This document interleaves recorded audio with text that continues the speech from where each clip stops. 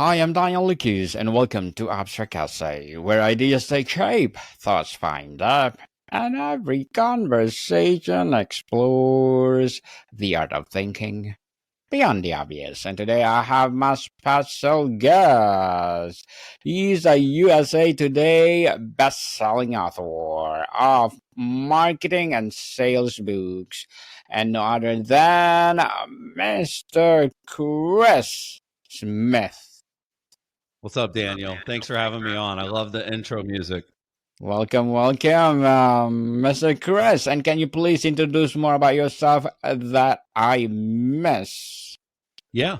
Yeah. A lot of people, they are New York Times bestseller, Wall Street Journal bestseller. And what a lot of people don't know, unless you're an author, is those bestseller lists are not based on numbers. They're not based on the actual books that sold the most copies. They have an editorial review board that makes the final decision on who makes the list. It's a big controversy. So USA Today, they look at just the numbers, pure data, and really honored to have made that list. Obviously, Amazon bestseller, this and that, but Yes. I've had a long career in marketing and sales. I've been featured in all the big publications, Forbes and Fortune. I've started a Inc. 500 fastest growing company. I have worked for 2 different billionaires. I worked for a startup that got bought by Zillow. I love what I do. I'm a marketing, sales, and technology expert in a world where a lot of people claim to be. Mr. Chris Smith, thank you so much for sharing your knowledge and wisdom to the world. And hoping for more and more empowering books like this to come. So tell us the title promise, shift from chasing leads to attracting clients. What is the fundamental mindset change required for a business to make this shift? Sure. Yeah. So the consumer is more empowered than ever.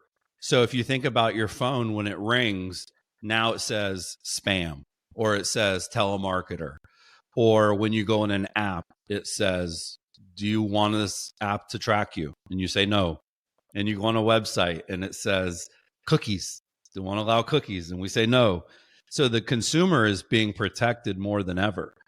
And so what I've realized is that the best companies that are great at marketing, great at sales, have a great product, instead of trying to figure out tactics and tricks to get people to answer the phone, their phone is ringing. Mm-hmm. So that's really what it's about, is like, what can we do to make our phone ring in a world where outbound calling, cold calling, telemarketing is dying a pretty quick death. Interesting. Sir, so what is conversion code in a nutshell? Is it a framework, a mindset, or a specific process? I would say it's a framework and a process. It's a textbook. So it's, I took everything that I've done for my companies and my clients and the organizations that I've worked for, and it's from left to right. So if somehow in 2025, 2026, somebody hasn't done anything online, they're super old school, they don't have a website, they don't have social media, or they have all those things, but they're not using them properly. It's a step-by-step guide. That's why so many colleges actually use the book in their marketing schools. But to sum up the concept, because everybody knows about lead generation, lead conversion is where the money is made. And so the conversion is a Venn diagram. If you kind of picture 3 circles overlapping: marketing, sales, tech. And when those 3 categories overlap and they're all being done really well, that's when you create the highest conversion rate possible. And tell us, Why is traditional approach of chasing leads not only inefficient but ultimately damaging the modern business? Well, it sucks for the person chasing too. The consumer doesn't want to get inundated with calls from salespeople, but the salespeople, I've been in the boiler room. I've been the guy that dialed for dollars, pounding the phones, and you have to call 100 people, to get three of them to even answer the phone, and then two of the three tell you to f off and hang up on you. So it's a tough gig. And so the idea would be that, when you're doing outbound sales, you need to be doing inbound marketing. So it's basically taking these concepts of like, I'm not against the phone, I'm not against calling, I'm not against sales, but I would rather call people who have shown an interest in what I do recently. So if I send an email and I say, do you need a sales consultant? Right? Like if that's the subject line. Well, the people that open that email have kind of raised their hand a little bit and said, I'm in the market for a sales consultant. So instead of calling 10,000 people that are on my email list, maybe I just call a couple hundred that opened or that clicked. So it's really this dance between digital content marketing as kind of the new school stuff, but then still taking that old school hit the phone conversation, belly to belly approach too. Mr. Chris, on strategy and methodology, the book covers the full funnel from click to close. What is the most common breakdown point in the funnel where business lose most of their potential clients? Yes, great question, Daniel. There's two biggest problems. One is that they don't follow up fast enough or enough times. So, we do all this work, we build our brand, and we get a lead, and then we call them the next day, or we call them a week later, or we never call them, or we call them once and they don't answer, so we move on. So, one of the biggest problems that people have, and it's one of the first things they should solve, is speed to lead. You have to call people in less than 5 minutes, and you have to follow up more than 5 times. Think of it as the rule of 5. Under 5 minutes, at least 5 times. 90% of sales happen after the 5th attempt, but only like 10% of salespeople make a 5th attempt. So that's number one. Number two is companies are not doing marketing that attracts lots of people to their brand. They are trying to use the internet and social media to do sales, to generate leads that are ready to buy from them today. And I get it. That's the most exciting people to talk to. But the other biggest opportunity is the top of the funnel is really an exciting place to be.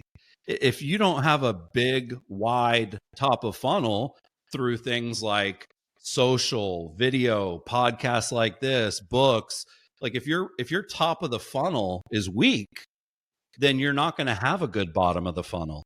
So it would be one, when people are at the bottom of the funnel and they do finally reach out, you have to treat that like gold, follow up quickly, follow up often. And then two, you have to make a concerted effort to attract people at the top of the funnel, not just be idealistic and hope for the layups. Not only idealistic people, for sure, you emphasize capturing the connecting with leads quickly. What is the strategic importance of speed in today's attention economy, and what is the acceptable response time? Yeah. Well, let me tell you, this is almost like hard to believe, but if you call a lead within 5 minutes compared to calling them within 30 minutes, you have a 21 times more likely conversion rate. If you call a lead between minute 1 and minute 3, you have a 200% more likely chance for them to answer. So, you don't have hours or really even minutes, you have seconds. So the best response time possible is as soon as humanly possible. And the other thing would be people really don't value texting as much as they should. Because if you're like me, Daniel, when I get a call and I don't recognize the number, I ignore it. And I hope they don't leave a voicemail, right? So I teach people something called the double dial. When you call someone and they don't answer, hang up and call again right away. That's going to let them know that it's not a robocall. That's going to let them know that it's a real human being. And then if they don't answer that call, send them a text. Hey, it's Chris. I saw you're interested in ABC. That's why I'm calling. Is now still a good time to chat? You know, so yeah, speed to lead is critical. And the other thing would just be the effort that I mentioned. Like most people don't realize that you should call minute 1, minute 2, minute 30, 1 hour, 90 minutes. Like you should follow up 3 to 5 times on the first day and then 2 or 3 more times on the next day. You really want to front load it, because if you think about like a cliff, every day, every minute that passes is going to be people's, you know, they're not going to remember that they even became a lead, because they're going to have become a lead on 10 other people's websites too. How does your approach to lead generation differ from traditional methods? And why is attracting the right clients more sustainable than just chasing more leads? Yeah, I would say my approach is really focusing on a very specific niche and using an ideology that is show me that you know me. And when people watch your videos, when they listen to your podcast, when they read your book, when they reach out, they're a sale, they're not a lead. It's really just about terms and, you know, logistics.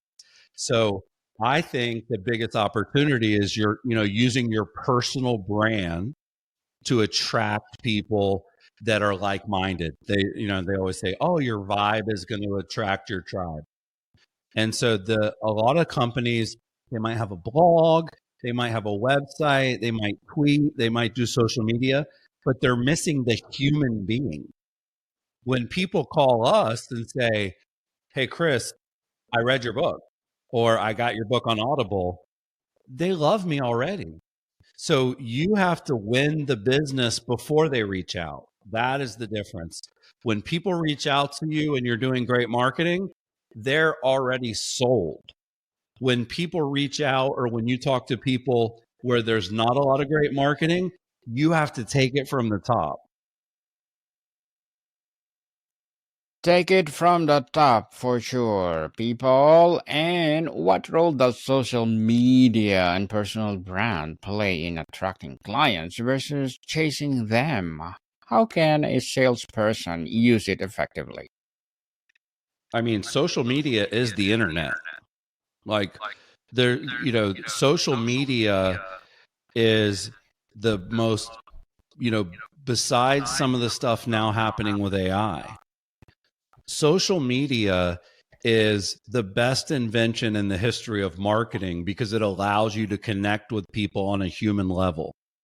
So the way that social media should be used is not sure if you know Gary Vaynerchuk. Everybody seems to know Gary V. He has a great book called The Thank You Economy. It was one of his first books. And the concept is super simple. If you give people a reason to say thank you, then you're giving them a reason to hire you. I can't tell you how many people have reached out to me that are like, I don't even know what you sell, but I want to talk to you, right? Because I'm really coming from contribution. I'm trying to create gratitude with my audience so that they know me, like me, and trust me, you know, kind of Zig Ziglar style. And Mr. Chris, as a USA Today bestselling author, marketing sales Expert, what are your short-term and long-term goals? That's a great question. One of my goals is I want to have 1 million followers on one platform. That's just a Yes. personal goal. Right now with all my stuff, I have about 300,000. So I want to have 1 million followers, and I don't buy followers. I don't cheat. I do everything the old fashioned way. I also, want to create as much wealth and money as possible because I am someone that's going to do good with it. Like, I would love to have a foundation where I teach, underprivileged youth how to do marketing and sales, how to use AI. Like, I want to be so rich that I don't have to ever think about making money, because then I can truly wake up and do anything I want to do. I don't know if you know this guy, Eric Thomas. He's a really great motivational speaker. Mm-hmm. He said, the American dream is not real if it's not free. And I think because of YouTube, because of television, because of podcasts, because of, everything that we have the ability to do, I think that the best teachers and trainers and coaches in the world should not charge for their advice. And I think we're heading there.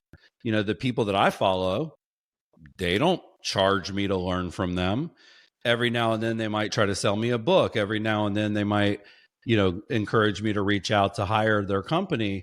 But access to knowledge has become a commodity. And so for me, like, my goal is to be as rich as possible so that I never have to ask money from regular people, kind of like Robin Hood. I want to steal from the rich so I can give to the poor. Yes, I like that. Mr. Chris, good luck to your goals and hoping we'll be rich as what? Elon Musk? Well, he's about to be a trillionaire. A trillionaire. Yeah. Oh my gosh. Or Bezos. Well, either of the two. Come on. I'll take either one. I'll even take Zuckerberg. Now, Zuckerberg. Yeah. Yes, for sure. And good luck to your goals. And looking forward for more success. And what will be your piece of advice? A piece of advice for those people out there who want to be like you. Well, it would be that you have to enjoy the process, not the outcome. There's a quote from a company I used to work for. They said, money and numbers follow, they don't lead. So your actions dictate your outcomes. So if you think about basketball, Kobe Bryant, right? If you think about football, Josh Allen, Tom Brady. Tom Brady loved practice. Mm-hmm. He loved watching film. He loved sitting around with his coaches and coming up with a game plan. Most people just love the game, the 3 hours on Sunday. But the best people love the build up to that. They love the training, the exercise. Look at LeBron James. He spends $1 million a year on his body. He doesn't just show up and play basketball games every couple of days. So I think for me, you have to enjoy the journey, not just obsess about the destination. Yes. Enjoy the journey. That was a good advice. Mr. Chris, and can you please recommend a book or books that influenced your journey? Sure. Great question. Well, I want to give people books that they've never heard of. So I'm going to recommend a book that most people have never heard of, and it's called The Method Method. And The Method is about this soap company called Method, and they're trying to break into the consumer packaged goods world, which is incredibly difficult to do. And they cover 7 specific things they did to stand out in a crowded market. So I loved it. It's a great book, The Method Method. Thank you for that recommended book, Mr. Chris. The Method of Method. So, what Hmm. is the most dramatic result you've seen a business achieve after implementing the conversion code? Whew. Well, we have seen people, quadruple their income. We've seen people grow their business, 300, 400% in a very short amount of time, because I think everybody agrees that there's a lot of upside to cracking the code. But when you focus on conversion code, when you focus on converting leads, if your conversion rate today is 1%, and I can help you go from 1% to 2%, that doubles your revenue. If you go from 2% to 6%, you triple your revenue. So because everything I'm teaching is so focused on increasing your conversion rate, the results are dramatic. Yeah, they're really big for the people that get it right. So it will be more successful people if you apply the conversion code. So please read the book. And how does adopting the system change the day-to-day life and stress level of a salesperson or a business owner? Well, I have to say that when you're talking to people that like you and want to buy stuff from you, and when you're good at sales and you're good at converting leads, it's a lot more fun to do your job. Like, Yes. if I have 5 calls a day and 4 of them say yes, that's a good life. I get that dopamine. If I have 10 calls a day and one of them says yes, I'm kind of a failure, right? 90% of the time. So I do think it actually really improves your quality of life. But the thing that I learned, and I actually learned this from a guy named Gary Keller. He wrote a book called The One Thing. It's a very popular book. He owns a huge real estate company. That's the industry that I'm in, called Keller Williams. It's very big. He's a multi-billionaire. And he showed me this drawing that Walt Disney did in 1956.